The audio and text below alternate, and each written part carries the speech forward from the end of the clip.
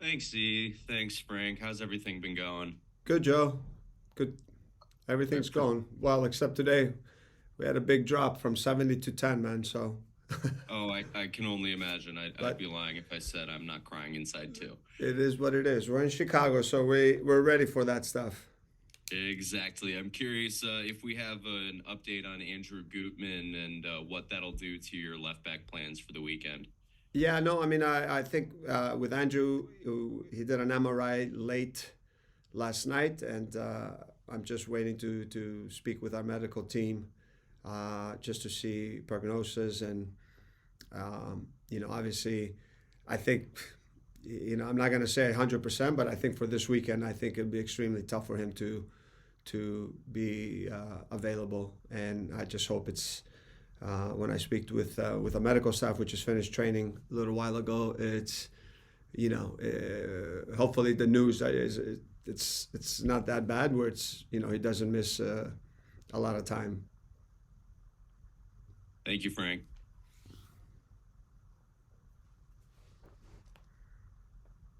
Thank you.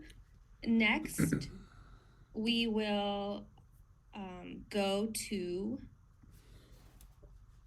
Brian Sandalo from the Chicago Sun-Times. But first, just need to check your settings real quick, the volume settings, to make sure we can hear you on the live stream.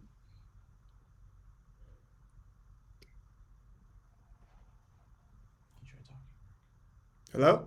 Okay. So you can hear me okay? Yeah, I can hear you. Okay.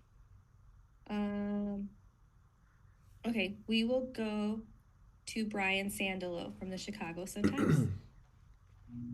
Thanks for making some time today, Frank. Just wondering, on Saturday for the first time since I think late September, early October 2019, you guys will be wearing red kits. What will that mean to you to see the Fire back in red for the first time in almost 5 years? Yeah. Well, Brian, it's great to freaking hear from you, man. We missed you here. So, um, great question. For me, man, I love the red. It just brings back, when you just, that's just a fire for me. Fire, it's just a red color, and I just think it just reminds me back of the old days of the beginnings where we with this organization started, I think, and so bringing that color when I saw when I saw that jersey, I was extremely excited and happy, and it's just really powerful when you have when you put that jersey on, and I think the players when they saw it and they put it on, and they were also very excited because it's just a great color, it's a great jersey, and obviously it's good to have that back, and I think our fans will be excited also. So looking forward to that, but also to our first match here at home in a new season in front of our fans, and we're excited, and we're just focusing on the preparation and making sure that we come out with good energy and against a very good team. So we're all excited about everything, especially the jerseys also.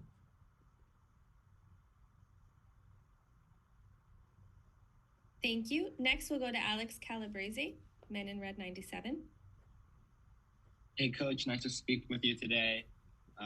In Philadelphia, we saw Jordan take the armband to start the game. I think some people were surprised to see the change in captaincy away from Rafa. Can you walk us through what ended that decision?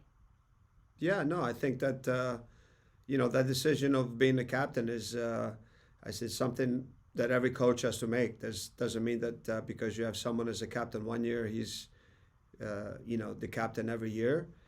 I think Rafa came to me, and we spoke before the season, in preseason, and he just felt like it was time for him to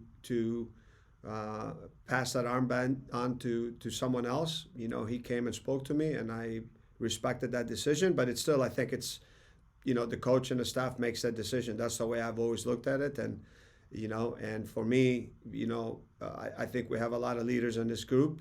One might put that ban on, but it doesn't mean that other guys don't step up to be a leader. A leader is not just a guy that puts that armband on. So, I respected Rafa's decision when he came and we spoke, and I feel I know that in the past, every time Shaq has an opportunity to put the armband on, he takes that responsibility and he embraces that. And I think the more pressure you can put on him, I think he cherishes that, and he steps up to those kind of challenges. So, yeah, I just feel his experience and his a guy that has played at the highest level. I think he's. I felt very comfortable in giving the armband to Shaq.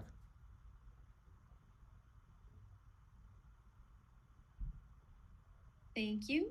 Next, we will go to Liz Jimenez from La Ley.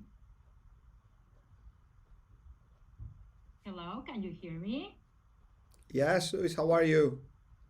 How are you, Frank? Pretty good. Happy to talk with you and excited for this opening game at home. I want to know your expectations and what can you tell to the fans? Is this the season that we're gonna see the Chicago Fire at the playoffs, and how important it's to win at home? Don't lose any point at home. What would you say about that? Well, Luis, it's great to talk. I think you asked me 5 questions there, but it's all good. I'm sorry, I'm excited. No. I can tell. You're like me. I'm very excited.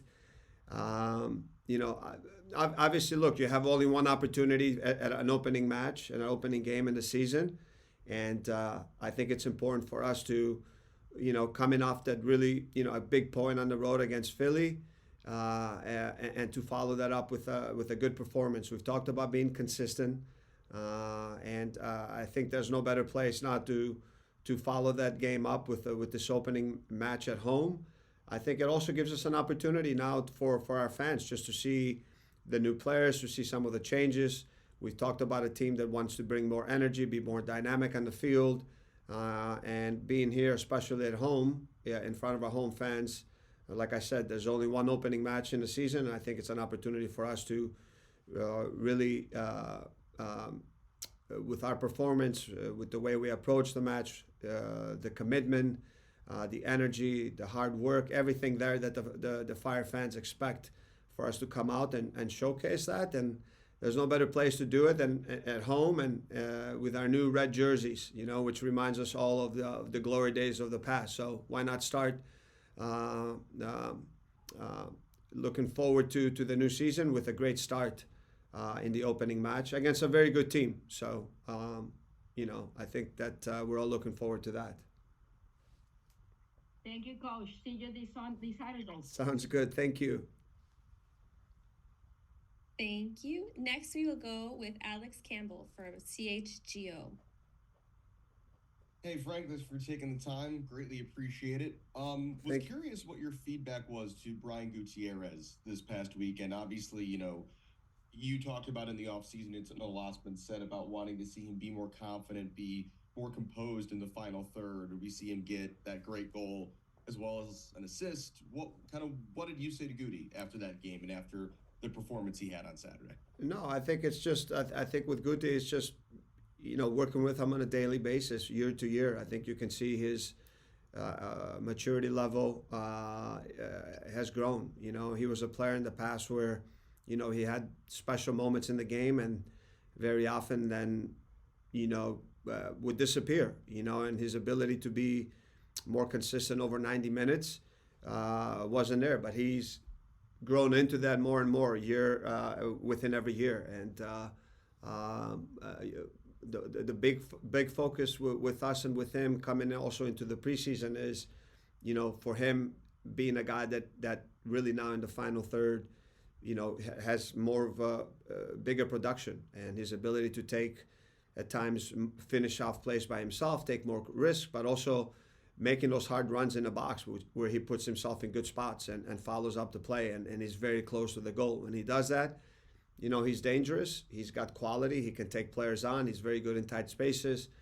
He has the ability to shoot with either foot. And, it's just putting himself in those spots and then and making, on decisions like that where he can beat 2 guys and then, have the confidence to finish off plays himself. So, he's continuing to grow.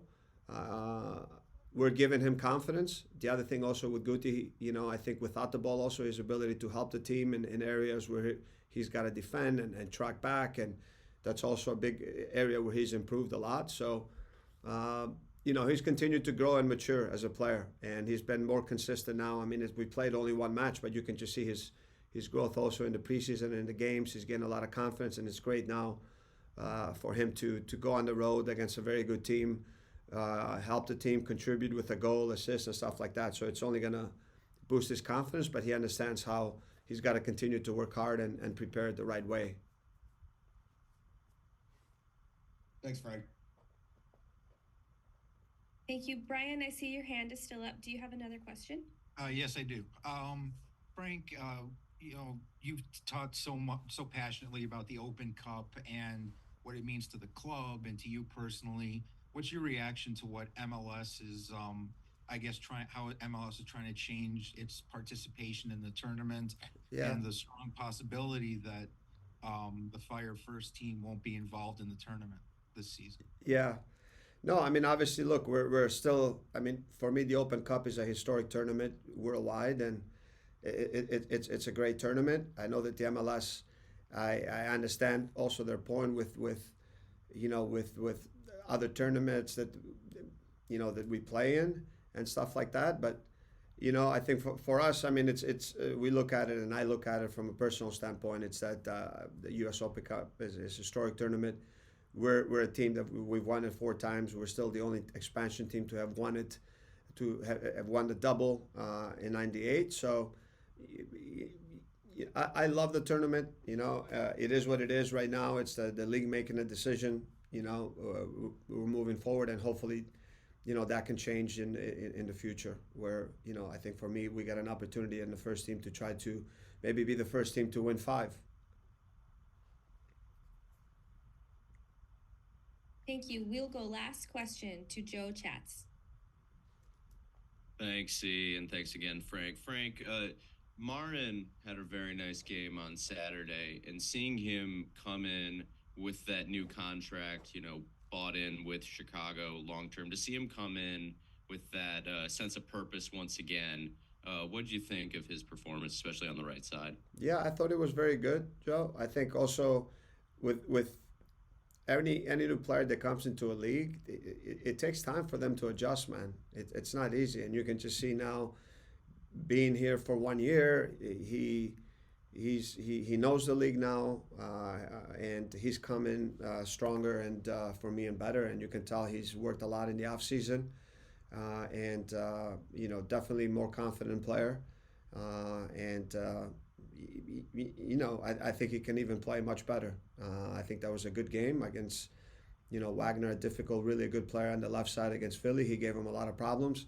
He's a guy also in transition. He's, with his pace and stuff like that, he can create a lot of problems, but he's got an unbelievable ability to finish plays off too. So I expect him, last year he was a leading scorer. I think that he can continue to, I think I can see the same production and even more this year. It'd be great if he can get closer to 8 to 10 goals. Thank you, Frank. Appreciate it. Good luck Saturday. Thanks, guys.